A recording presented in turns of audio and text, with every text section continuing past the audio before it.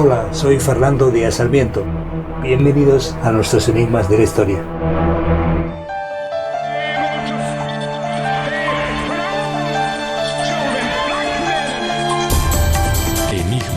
Enigmas de la historia.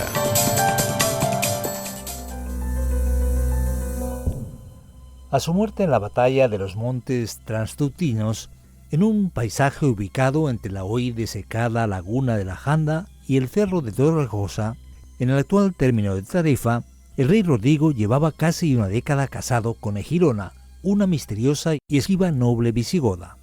Calificada como reina de Hispania por la crónica mozárabe del 754, única fuente contemporánea de los acontecimientos, la viuda contrajo matrimonio poco después con uno de los cabecillas del ejército árabe, Abd al-Aziz, el valí del Al-Ándalus, con el que intrigó fallidamente para alzarse contra el califa de Damasco y proclamarse soberano de la península ibérica.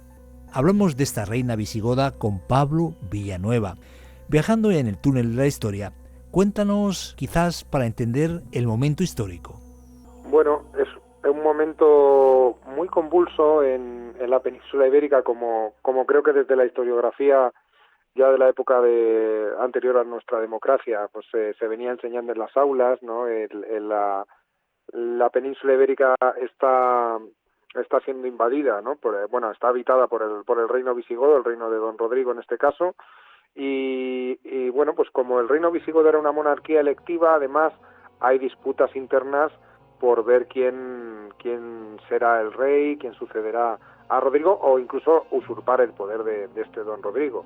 Hay una parte de la nobleza visigoda que se alía con otro candidato que es Witiza, y bueno, llegan a pedir para sus hijos, algunos de los hijos de Witiza la corona, cuando Don Rodrigo parece que tiene más fuerza militar en ese momento. No dudan en, por un lado, solicitar, ¿no? Según un poco recogen las leyendas o algunos testimonios posteriores, ¿no? Porque se tiene pocos documentos, recurren a la petición de ayuda al naciente imperio musulmán que ha llegado al norte de África, ¿no? Y es en el momento en el que, bueno, pues coincidiendo con el paso del estrecho de Gibraltar, de esas tropas de Tarik y de Ibn Musa, que van a ser las que a la postre conquistarán la península ibérica, pues van a derrocar a Don Rodrigo. En medio de este clima, bueno, tú hablabas efectivamente de la batalla de Guadalete, ¿no? Famosa batalla de Guadalete, aunque parece ser que no estuvo situada a orillas del río Guadalete, en la que se empieza a producir el desmoronamiento de ese reino visigodo y la conquista de los musulmanes.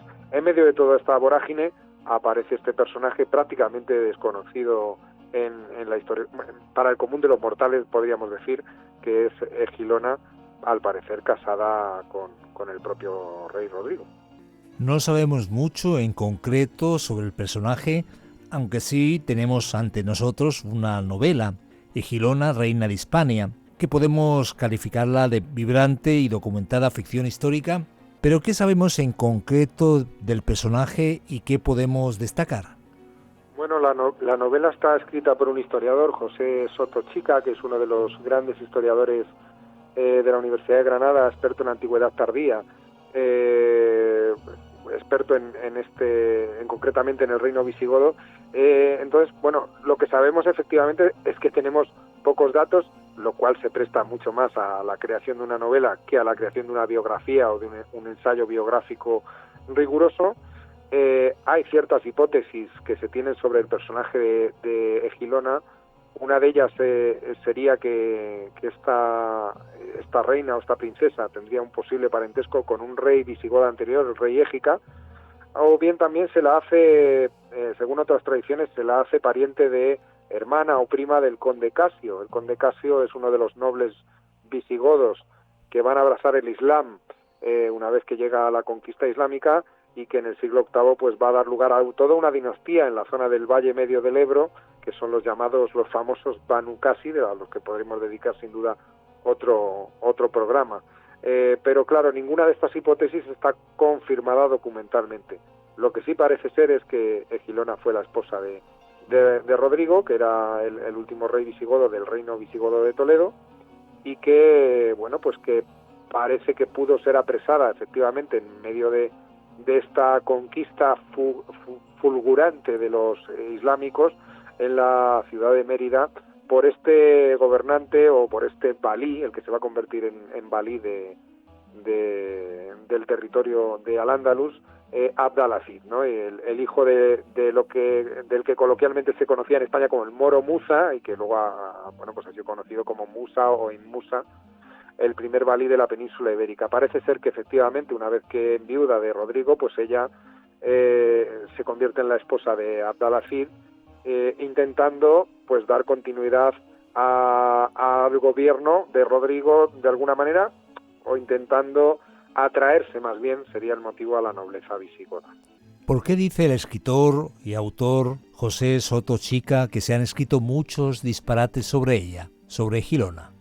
Bueno, en principio no sé, porque no se tienen muchos datos, y efectivamente vemos que hay teorías que la hacen parientes de distintos, no solo el parentesco con don Rodrigo, ¿no?, como esposa de don Rodrigo, con Abd al-Aziz, sino que vemos que efectivamente la hacen pariente de demasiados personajes conocidos, lo cual seguramente pues sea una fabulación o un disparate, ¿no? En principio tenemos muy poco documentado, y sí que es interesante porque bueno, pues tuvo cierto papel de consorte, ¿no?, de reina consorte del reino visigodo, y pudo resistir en esos círculos de poder, bueno, pues entre dos mundos enfrentados, el mundo visigodo y el mundo islámico.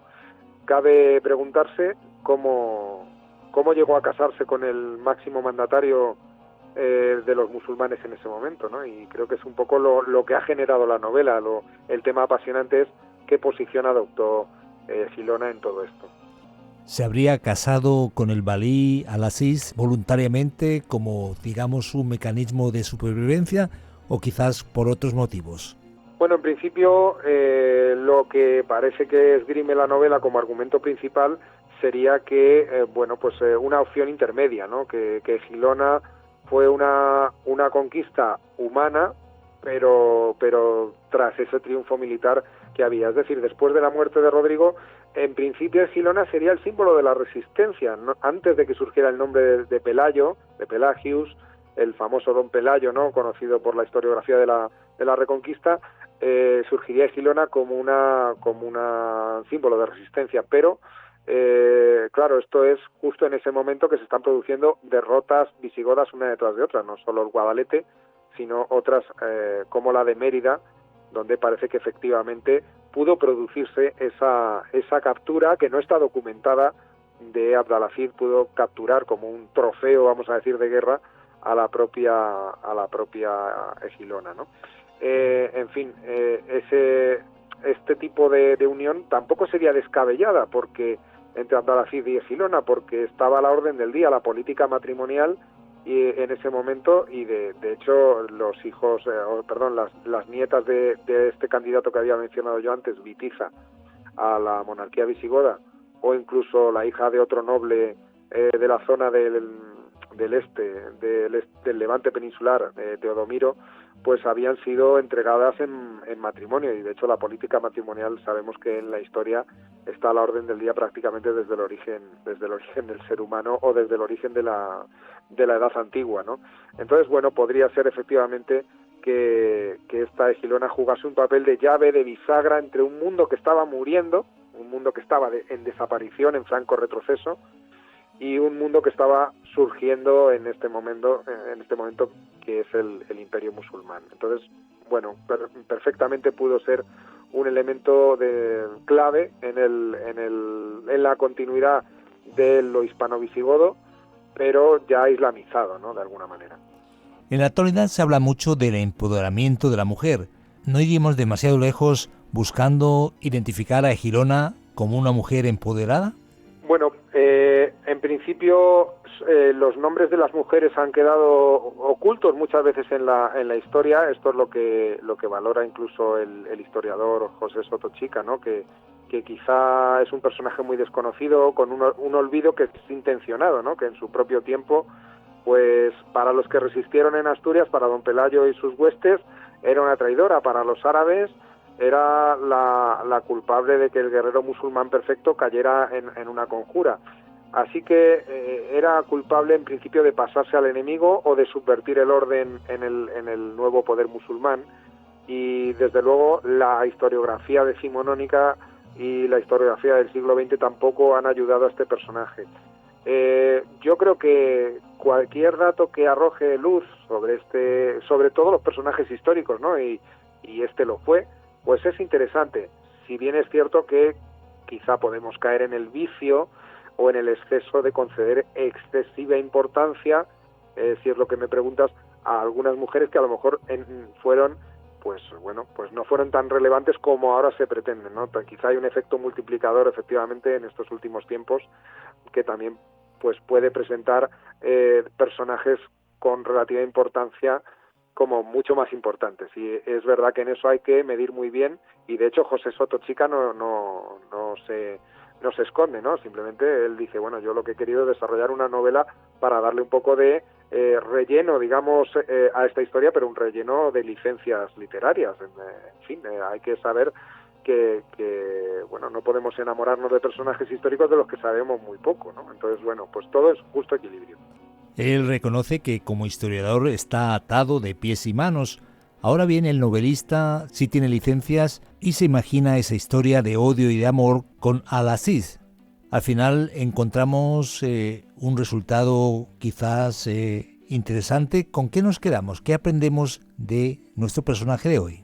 Bueno, aprendemos una vez más que efectivamente las mujeres en la historia no lo han tenido nada fácil, han sido muchas veces ninguneadas y han sido ceros a la izquierda, a la sombra de los militares, de los hombres, poderosos guerreros, reyes, nobles, etcétera, etcétera. Aprendemos que hay que visibilizar a las mujeres que tuvieron un cierto papel importante o ciertamente relevante, si bien, como comentaba hace un momento, bueno, pues hay que quedarse con que hay que seguir investigando y tratar de arrojar más luz, lógicamente sin documentos, sin fuentes históricas contemporáneas, nos quedamos un poco pues ante un escenario más abierto a la literatura y a la fabulación que a la propia realidad.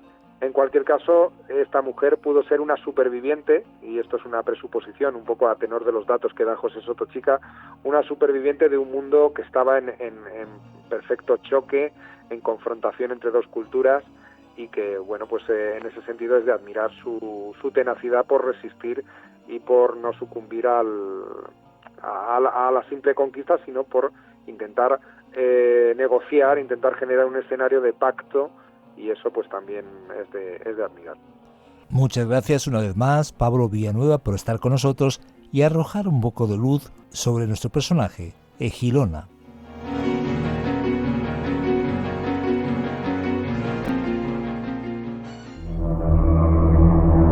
Gracias por estar con nosotros en nuestros enigmas de la historia. Síguenos en las redes sociales. Suscríbete a nuestro canal.